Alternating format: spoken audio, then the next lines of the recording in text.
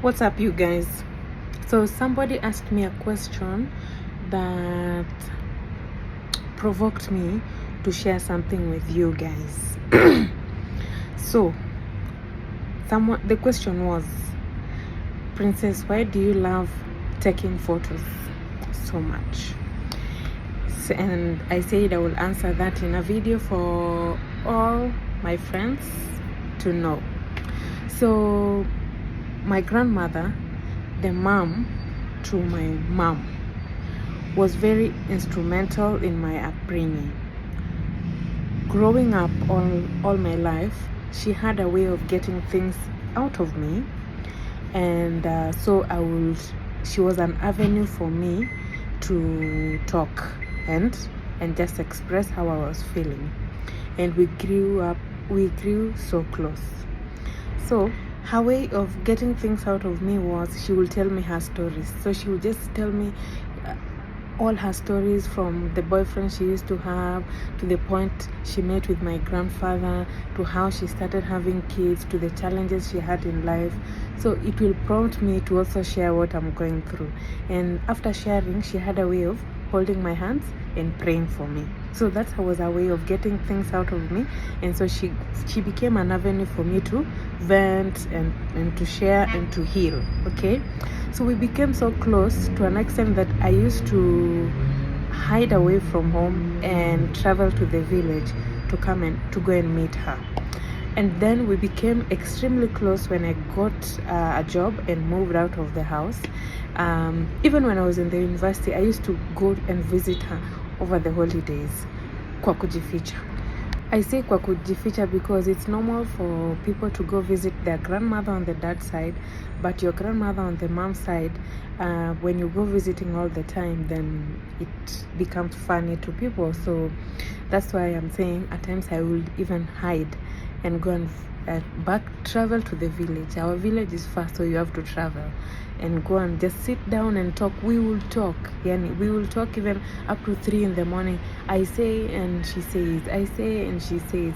So I will open up and just tell her everything. And then she became sick, and I will visit her. This time I was working, so I will visit her every time, take leave and go and visit her. And then every time we were together, I will take photos, and then my phone will jazzer with the photos, and I will delete like everybody does, right? So the last time I visited her, and then she died, the photos I did, I took, I didn't delete. And so it happened that those were the only photos that I remained with. You delete because simu in a jar, okay? Because when you take so many photos, you keep them in a jar. That's obvious, right?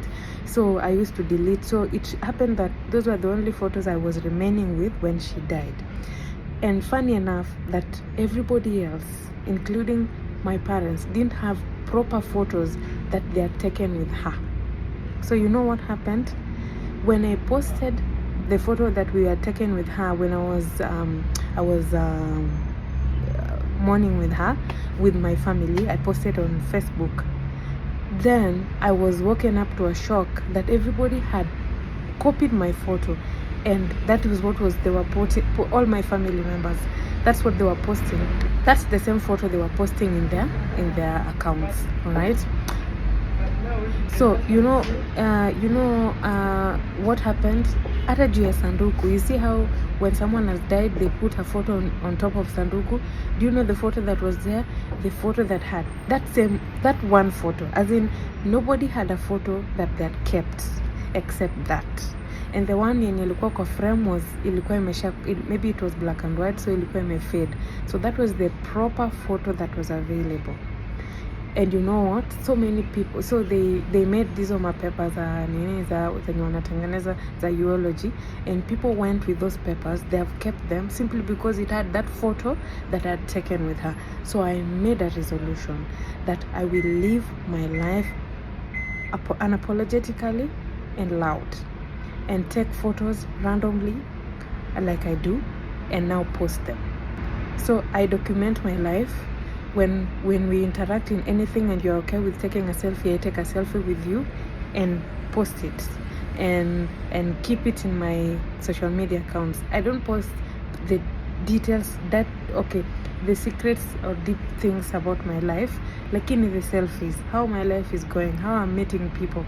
I take those photos and document, because my phone itaja, whatever Google whatever itaja, itaniforce ni delete vitu, lakini nikipost pale kwa social media it never forgets. Then one day when you die, I'll just go to my Insta stories, my highlights, and get your photo.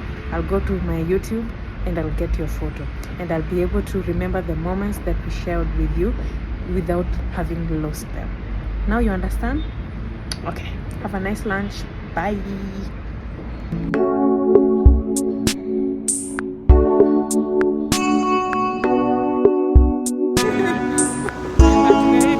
Hapa